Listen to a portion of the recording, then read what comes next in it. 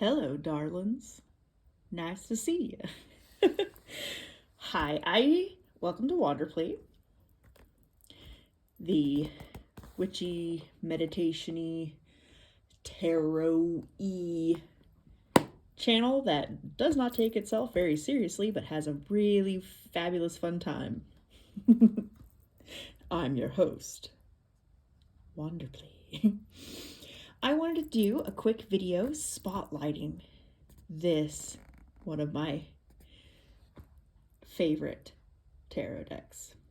This deck has been through it with me, y'all. It has been through it. It shows a lot of wear and tear. I've had it for over a year and it is amazing. So, Kristoffer Hughes, who is amazing. Honestly, any bit of writing by Kristoffer Hughes, in my opinion, will just light up your heart. I have wept reading his work. Like, he just has a way of just communicating to that deep part of you. And within this tarot deck, absolutely no exceptions. It's the writing, just like, I don't need to look at the definitions of a card. You know, obviously I intuitively read and whatnot. I don't need to, but I want to.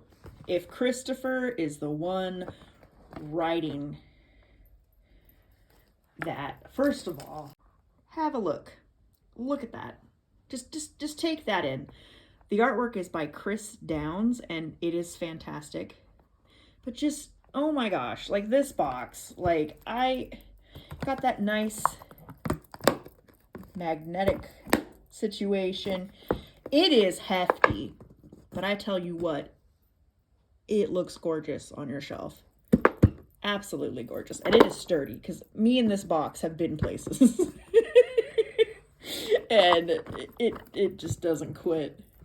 It just does not quit. We're gonna set that there, and I'll give you a little look-see at this gorgeous book. There's the Queen of Cauldrons. Cauldrons is the suit of cups in this. Absolutely gorgeous. Oh, amazing. Oh my gosh. We'll just have a little flip. Merlin. Yes, please, thank you. Amen. Awen. Oh, Kristoffer Hughes. Just really, just get something, anything written by this lovely man. Your heart will thank you. I believe so. And this artist, yes, please, thank you. Oh man, it's just, and once again we have that beautiful, like, glossy paper. Passes the smell test, the nostalgia smell test, because I'm a book sniffer. It smells amazing. Cards also smell amazing. Wow, using this egg cup as a tripod is not great. I mean, first of all, just mysteries of the Celts, seeing the wood, for the trees. Like, just, if you never even used the cards and you just read the book, I'm telling you, I think Tree of Tradition, your heart would just soar. It would just soar. I think my heart soared. How to use the tarot. Yeah, just oof. And then you just get these beautiful full color illustrations of the cards. Just Awen, amen, y'all. Awen, amen. If you don't know what that means, the explanation for that is in the video flipping through the Femfolk Oracle. So let's have a flip through these cards, and I will try to stay a little bit more focused this time. We all know my mouth does like to run. It likes to. Yes, it does. All right. Okay. So I actually did put, I know I didn't put the Femfolk deck in order because, like, it doesn't necessarily have an order. I put these in order because, I mean, you kind of gotta. Whoops. Not that way. That starts at the end. Aha, we want to start with card 0, the Fool. And my The Fool card has a little chip in it. Because apparently me and this Fool card, we've had some times. I'm going to do a video in the future talking about my experience doing the year-long Cauldron of Awen ritual from Kristoffer Hughes' book from the Cauldron Born, from Cauldron Born. I will get, it's going to be linked in this, so don't worry about it. Like, because that was a very transformative and big part of my practice. And when I was doing that, and I was stirring that cauldron for a year, I liked to, for each of the elements that I put in, I would draw cards for, and I would sort of, through the ritual, I would, you know, run them over the cauldron. So some of these cards smell like that potion of Awen that I brewed. It had a very distinct smell, I will tell you that. And I did include all of the elements he suggested, or he had, like, you know, these elements, and I connected with those elements, I included them. But I also went off book, and there were things that were meaningful to me that I put in there, but some of them, like things that had sugar in them, wasn't a great idea. So I did, I ended up with a mold situation that I don't think I would have had if I had followed the book to the T, followed it to the letter. But then I discovered a new concept, what I did to kill the mold, and I did imbibe 3 drops of the Awen, and I didn't die, so I didn't poison myself, so that is fantastic. Just so you know,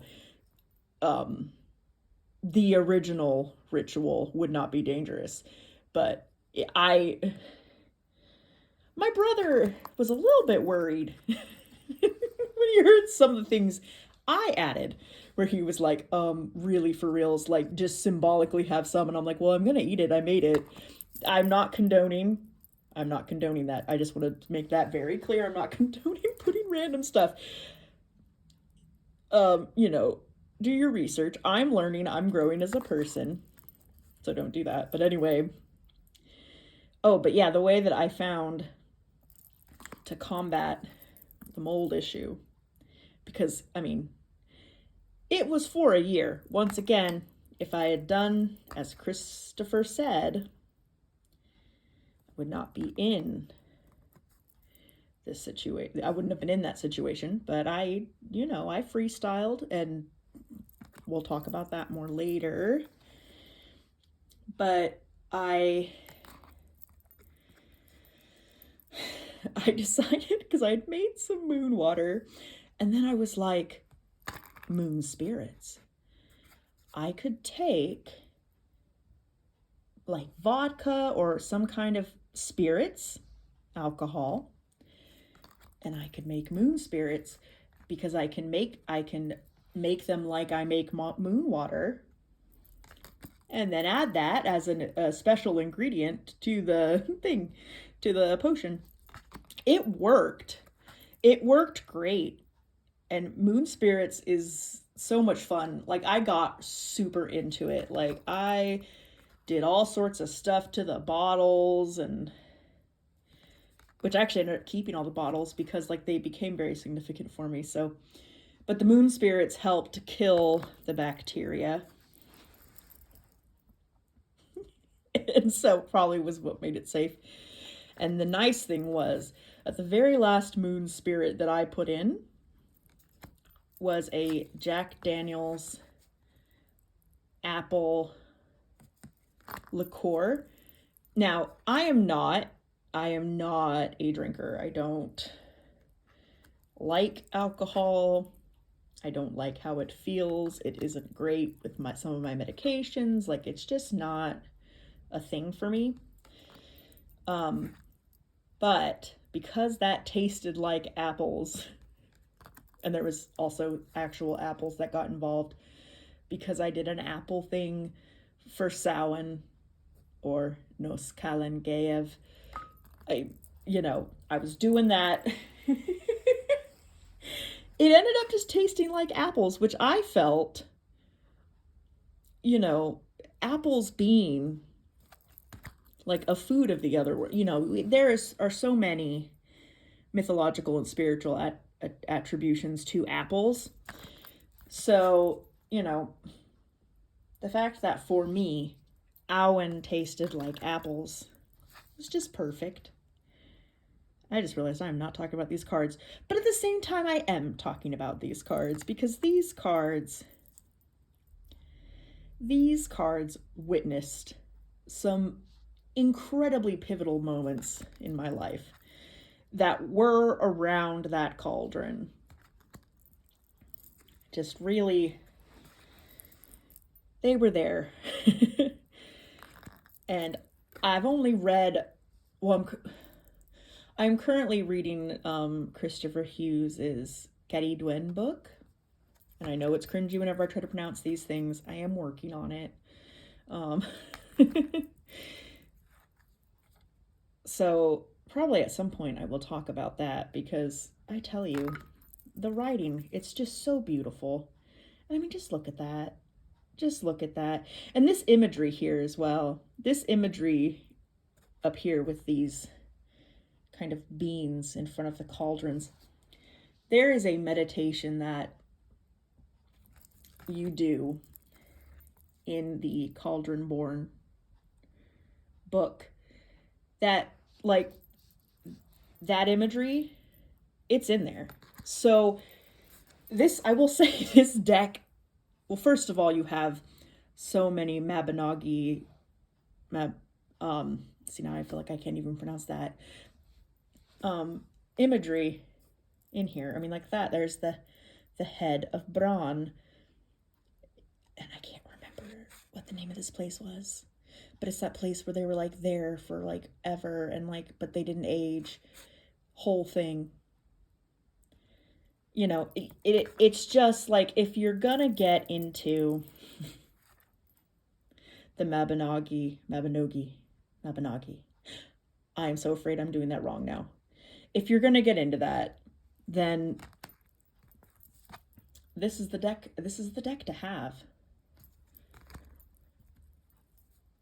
And of course, also having Mhara Starling's Welsh Witchcraft book. Oh my gosh. Because I will say, so when I started this journey here, like, I really kind of came into it with Mhara, and then through Mhara learned about Kristoffer.